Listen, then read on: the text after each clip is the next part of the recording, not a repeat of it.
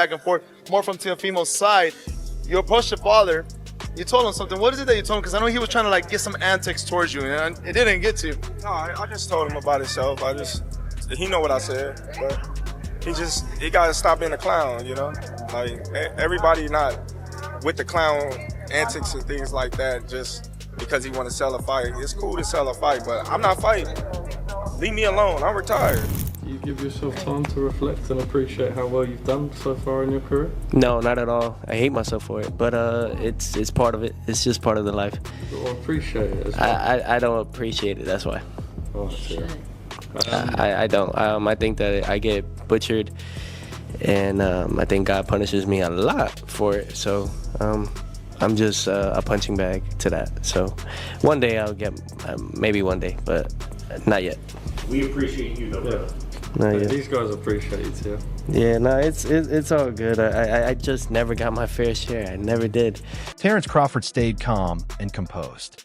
When Bud addressed Teofimo Lopez's past remarks, his message hit hard, not because of volume, but because it was rooted in discipline and professionalism. He spoke with purpose, setting the bar once again. Wink with clearly. Trash talk has always been part of boxing, but once it turns into racial shots and stereotypes, it stops promoting the fight and starts revealing the person behind it. It all of it, so you know exactly what you're doing. You tried to play that game, making them racist remarks, and I said, I'm not feeling it. I don't like when Ryan Garcia did it. I'm not understanding that type of stuff at all. I stand firm on that. When Terence Crawford seen this after this last match, we got dominated. Shakur Stevenson put down the strip for complete demonstration. That moment carried real weight, because Bud isn't just another online opinion.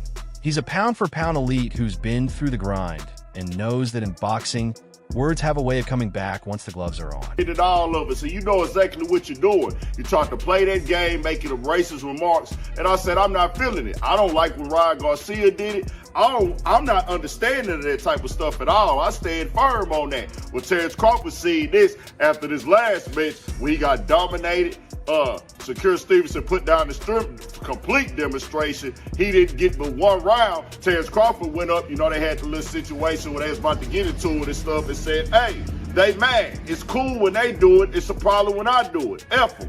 F T.O., F his daddy, F his sister, and anyone else that has them. Teofimo's past remarks targeting black fighters, questioning network support, and minimizing their achievements never truly went away.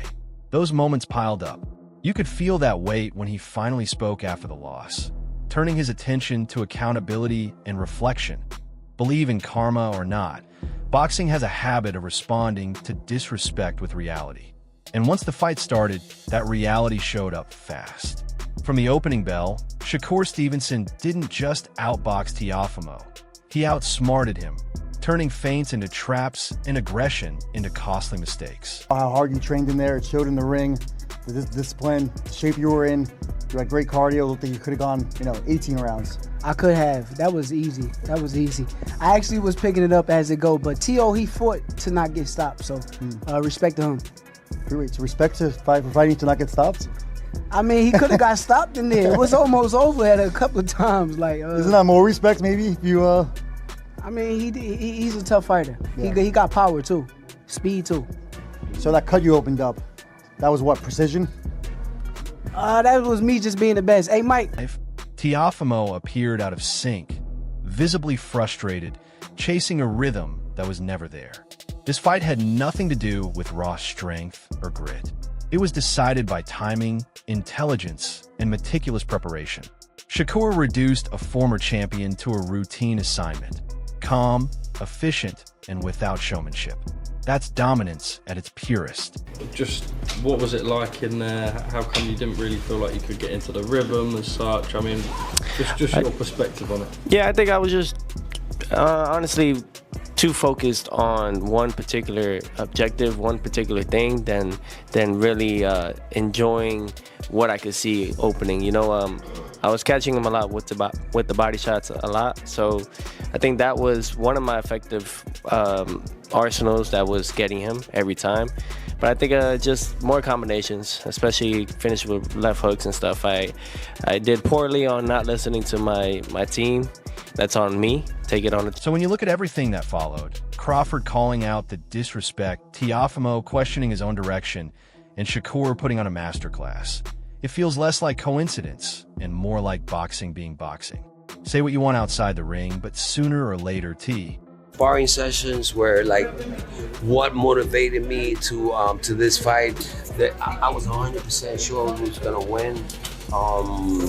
For some reason, the game plan, my son didn't do what I told him he was supposed to. The sparring sessions fire me up for this fight. I was certain he'd win. But the plan didn't work, and my son didn't stick to what I told him. How you gonna fight, a fight when everybody wants you to lose? You understand what I'm saying? And I don't know what happened. It just looked like all his powers were not there. Like everything was like that we planned, everything that he did in sparring, everything that we planned to do was not there. You can hear the frustration when he talks about rhythm, about trying to stop Shakur from doing what he does best. That's the nightmare matchup summed up in one sentence. Senior suggests that media narratives, social chatter, and talk of future fights got into Teofimo's head. And that's believable. But there's a deeper truth here. This wasn't a physical loss. It was a mental one. When he says Teofimo looked like his power wasn't there, it's not about tired muscles. Wink with a all the greats have lost and they have come back and they have done great. So, we're here and we're gonna stay. He's still 28 years old. He's still not in his prime, and we're coming back stronger than ever. Next time I think he's ready to go to 146. I hear the hesitation. How are you supposed to fight when everyone expects you to lose? I don't know exactly what happened, but it seemed like all his power was gone. Everything we planned, everything you did in sparring, it just wasn't there. I think it's the 8th round, and he was hurt for about 2 rounds, and he let him come back. The whole plan was not to exchange with him. The whole plan was not to box with him. I guess, it worked to Shakur's benefit, and congratulations to him and to his team. And we got to move to better things, you know what I'm saying? It's not the end of the world. Regroup and come back. He's the greatest. He's one of the greatest fighters right now in the business, and let's see what happens, When he insists Teofimo wasn't beaten up and went the full 12 rounds, that's a dad defending his son's pride, not a coach analyzing the fight. What stands out is when he admits Teofimo is easy to mess with mentally, because Shakur didn't need to hurt him early. He just had to confuse him. Senior keeps saying everyone wanted his son to lose, but in boxing, the real pressure doesn't come from outside noise. It comes from the man across the ring taking away your options. Even the 8th round moment, where Shakur was supposedly hurt, seems overstated. Shakur immediately reset and regained control. Still growing as a fighter. He's still growing as a man. He's not even at his peak yet. Let me say that again. He's not at his peak yet. The minute Shakur gets confident enough, because you heard it after when he was just like, I could have stopped him, but he started fighting back. The minute he gets confident enough, man, I'm telling you, he gonna stop a lot of fights. Then comes the move to 147, the classic post-loss escape hatch. Bigger weight, fresh start, new challenges. But here's the truth. Moving up doesn't fix processing speed, discipline, or adaptability. Teofimo Sr. comes across as loyal, emotional, protective, and genuine, but also caught in a loop of explanations that dodge the simplest fact. Shakur didn't win because Teofimo failed.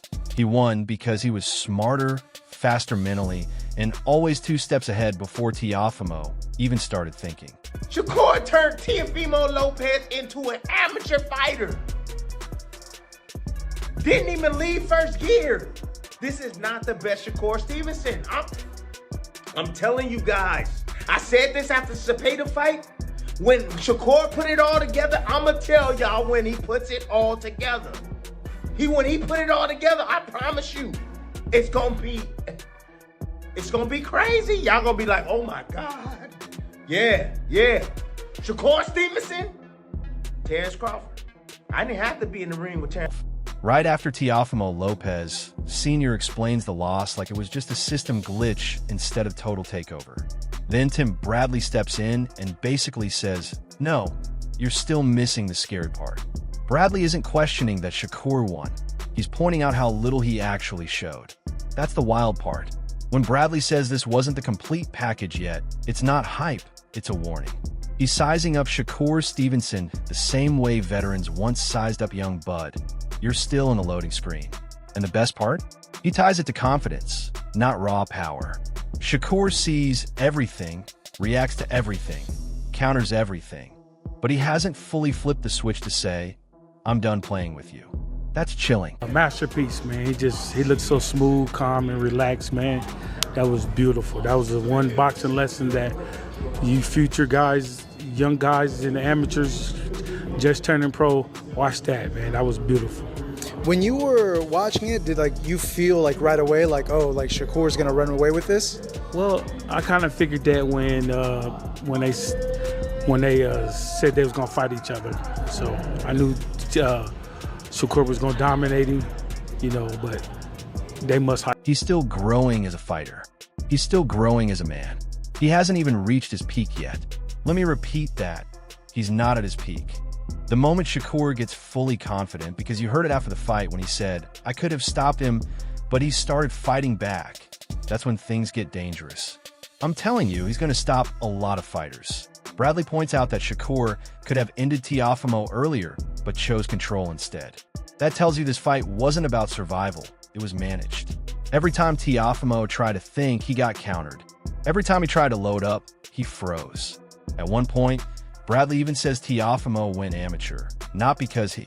Just the way he dominates this fighter. There's never been a fight that Terence had that's been suspect or they wanted to run it back or something like that. There's not one fighter. Most of the fighters that he fought, he ended their career.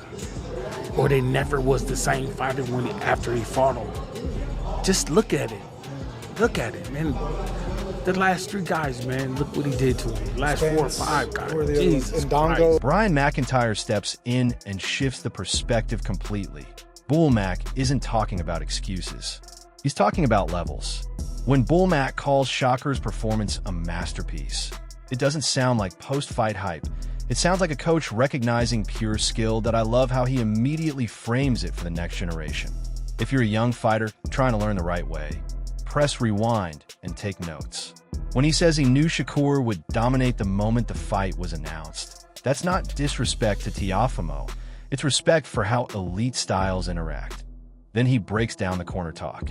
When Bullmac says whatever Teofimo tried just wasn't going to work, that's brutal honesty.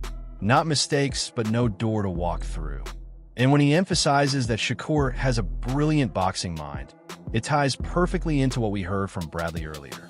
This fight wasn't about raw speed or power. It was about thinking faster than your opponent. I had to do was watch with my eyes one and hear the same thing that I said about Crawford, the way Crawford said about Shakur and how confident he is in Shakur because he's been in the ring with Shakur and he knows what Shakur can do. Bomac even jokes that the best way to beat Shakur might be to simply stay away from him. And honestly, that might be the most accurate scouting report anyone's given so far. What makes this segment stand out is how Bullmac smoothly pivots to Terence Crawford. When he says Bud has nothing left to prove, it feels earned, not sentimental. 3 undisputed runs, domination across divisions, and walking away before time collects interest. That's beating boxing itself, not just opponents. Bullmac describes working with Crawford like a classroom, and that matters here because you can feel the connection. The same gym that shaped Bud's mind is clearly shaping Shakur's future. While Teofimo Sr. is still talking about regrouping and moving up in weight, Bullmac is already talking eras. Shakur at 135, 140, maybe even higher. Bud riding into the sunset, different stages, same system. And if you're listening closely, the message is simple. This wasn't a fluke. This was education.